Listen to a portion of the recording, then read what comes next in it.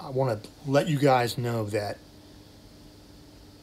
it was the honor of my life to serve with you.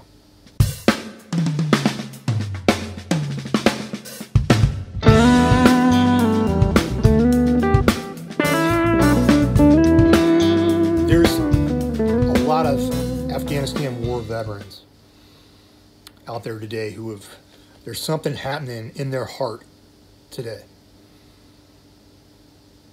And so if you know one of these guys, and today he seems a little sullen, a little put off, there's probably a damn good reason why.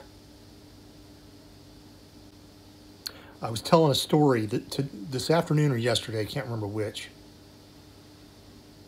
about myself in 2004 in Afghanistan at a little fob called Koust down in, no, the town is Koust. The fob was called Salerno. And pretty early on, we had tents. We didn't even have any, concrete around our tents or any sort of, we didn't have a lot of cover or anything. And it was, it was pretty sparse. It was a pretty Spartan thing. It was basically Hesco barrier with a bunch of tents in the middle. But I was lying on my little army cot, with my sleeping bag and stuff, and I was reading a book that my MAG commander had given me before I came over. It's called The Bear Went Over the Mountain, and it's a good-sized book. It's like that thick, but it's all these little tactical problems from the Russian experience in Afghanistan back in the 80s. And so I'm laying on my cot, and I'm reading, and I'm like, oh, I know where that is. Oh my gosh, and the enemy kind of set up the same way. Huh. Oh, I know right where that orchard is. I know right where that intersection is. Oh, wow, that's crazy. And I prayed to God that evening that my son, who was still 3 years old at the time, would not have to come to Afghanistan many years later and, excuse me, and fight over the same ground, the same terrain, the same intersections that I was having to fight over at the time.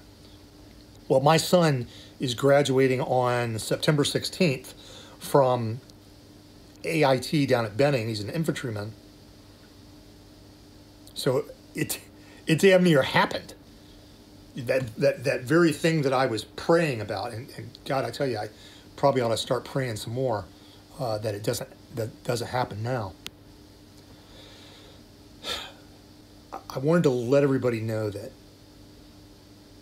the guys who served in Afghanistan, they're probably taking it personally. They got a little something in their heart. There's a knot in their stomach today. We've got a lot of, I saw a lot of people die. I saw a lot of people be horribly injured.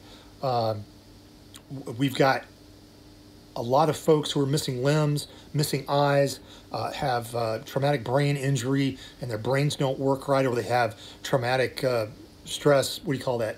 A PTSD, post-traumatic stress disorder. People's brains don't work right anymore. There's been tremendous sacrifices made. I want to speak to the guys that I fought with, the guys that I flew with, the guys that we supported on the ground,